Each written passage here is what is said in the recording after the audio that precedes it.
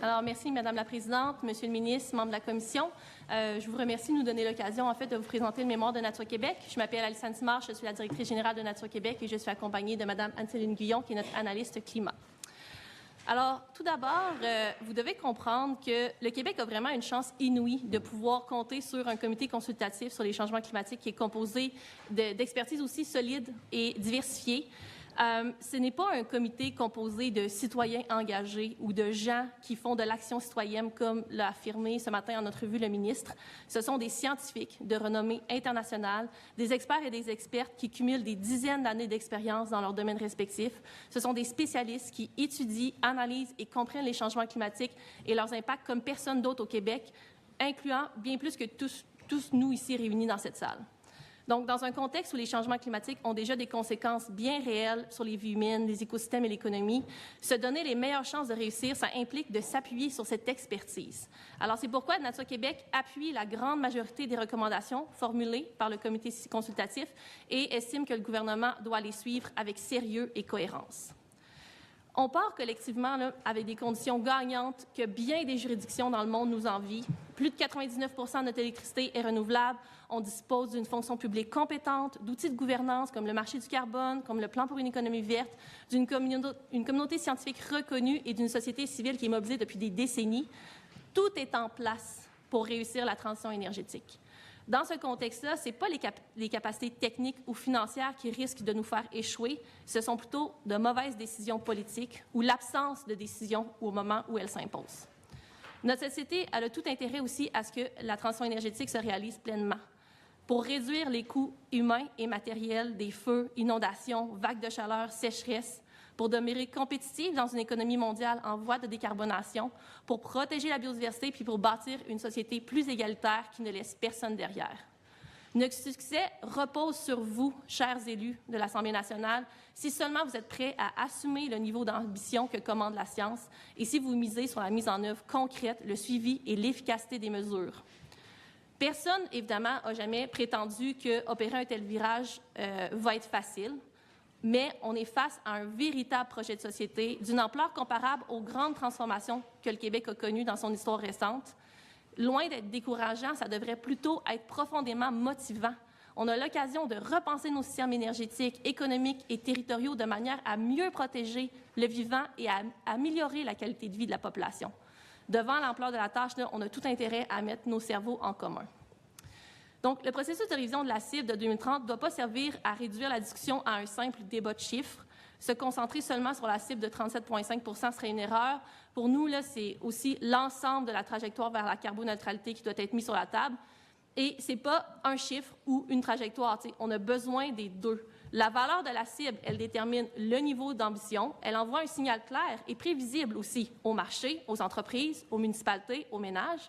Puis la trajectoire, elle, avec des cibles intermédiaires, des budgets carbone, des feuilles de route sectorielles, elle permet de planifier les transformations, d'orienter les investissements, puis de vérifier si on est vraiment sur la bonne voie. C'est sûr que la limite de 1,5 degrés Celsius est de plus en plus difficile à respecter à l'échelle mondiale, mais le prochain objectif, ça devient 1,6. Puis si cela, on ne l'atteint pas, c'est 1,7.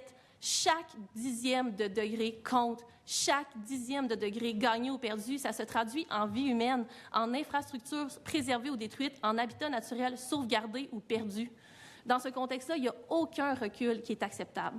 On doit mener de front, oui, l'adaptation pour gérer l'inévitable, mais l'atténuation aussi pour éviter l'ingérable. Puis l'adaptation, elle a des limites physiques, financières, sociales. Plus on tarde à réduire nos émissions, plus ces limites-là se rapprochent. Puis il n'est pas possible de s'adapter à un monde qui a connu une augmentation de la température moyenne de 3, 4 ou 5 degrés. C'est pas possible. Donc, plutôt que d'essayer de se coller là, aux ingénieurs du chaos au sud de la frontière, le Québec doit assumer son leadership environnemental, tirer l'ensemble des États vers le haut si on veut avoir une chance de limiter les effets de la crise climatique. On rappelle aussi que la transition, elle doit être juste. On va la réussir seulement si la population y voit une amélioration de ses conditions de vie, davantage d'égalité et de sécurité, et la garantie que personne ne va être laissé derrière. Permettez-moi d'ajouter ici quelques mots plus spécifiquement sur les impacts économiques de l'action climatique, là, puisque le ministre insiste beaucoup sur ces impacts. Les dérèglements climatiques font déjà monter le coût de la vie au Québec. Les pertes agricoles liées aux sécheresses et aux inondations se répercutent sur le prix des aliments. Les routes fermées, les ponts fragilisés, les feux de forêt perturbent les chaînes d'approvisionnement, augmentent les coûts de la construction, du transport, de la logistique. Les assurances sont de plus en plus chères, les vagues de chaleur, les feux de forêt, les pannes d'électricité réduisent la productivité, provoquent des pertes de produits périssables. Et ça pèse aussi sur les entreprises et sur les ménages. Des évacuations massives ont déjà été réalisées dans plusieurs communautés, ce qui a entraîné des coûts importants pour les ménages puis pour le gouvernement. Il y a des effets importants aussi sur la santé et le bien-être qui se font déjà sentir, comme par exemple quand l'été, ça devient dangereux de sortir dehors parce que l'air est trop pollué à cause des feux ou que votre sous-sol est inondé ou que vous devez évacuer votre maison à cause des feux justement qui se rapprochent. Ça a des impacts sur vous et sur votre santé déjà aujourd'hui. Tout ça, ça entraîne aussi une hausse des dépenses publiques en santé, en sécurité civile, en infrastructures à réparer ou à adapter. Et au final, bien, ce sont les contribuables d'ici qui payent la facture, pas des acteurs lointains. On nous répète que l'action climatique, ça coûte trop cher, mais en réalité, c'est l'inaction qui coûte cher et ça va nous coûter de plus en plus cher à mesure que les années passent. On peut choisir de payer maintenant pour une transition qui est ordonnée, planifiée et juste, ou subir demain des coûts exponentiels dans un contexte de crise multiple où on aurait des capacités d'adaptation qui seraient dépassées. À l'inverse, les pays qui ont choisi d'assurer un leadership climatique récoltent déjà des bénéfices économiques tangibles. Innovation, diversification industrielle, emploi de qualité dans l'efficacité énergétique, les énergies renouvelables, la mobilité durable, l'économie circulaire. La transition n'appauvrit pas les sociétés qui la planifient sérieusement. Pour elles, en fait, elle les rend plus résilientes, plus compétitives, plus attractives pour les investisseurs. Pour le tissu économique québécois, là, une cible claire et ambitieuse, adossée à une trajectoire crédible, c'est de la prévisibilité, la possibilité d'anticiper, d'investir au bon endroit, de ne pas se retrouver coincé dans des actifs qui vont perdre de leur valeur au fil de la décarbonation mondiale. Donc, oui, la transition ne va pas être facile, mais l'inaction est tout simplement pas envisageable. Chaque année de retard rend l'adaptation plus coûteuse et pour certaines communautés, c'est simplement hors de portée. Plus on repousse les mesures de réduction, plus elles vont devoir être brutales pour atteindre la carboneutralité avec des coûts économiques élevés et surtout des coûts humains, perte de vie, déplacements forcés, effondrement de milieux de vie, chute de l'adhésion sociale. À terme, là, plus de personnes vont être laissées derrière, puis c'est la légitimité même des politiques climatiques qui va être fragilisée. On le rappelle, le Québec dispose de tous les outils pour y arriver. Le véritable enjeu, c'est vraiment la volonté politique de s'en servir pleinement puis de manière cohérente. Lutter contre les changements climatiques, c'est sauver des vies, réduire les inégalités, protéger la biodiversité, rendre nos territoires et notre économie plus résilients. Le processus de révision de la cible, ce n'est pas un exercice administratif parmi d'autres.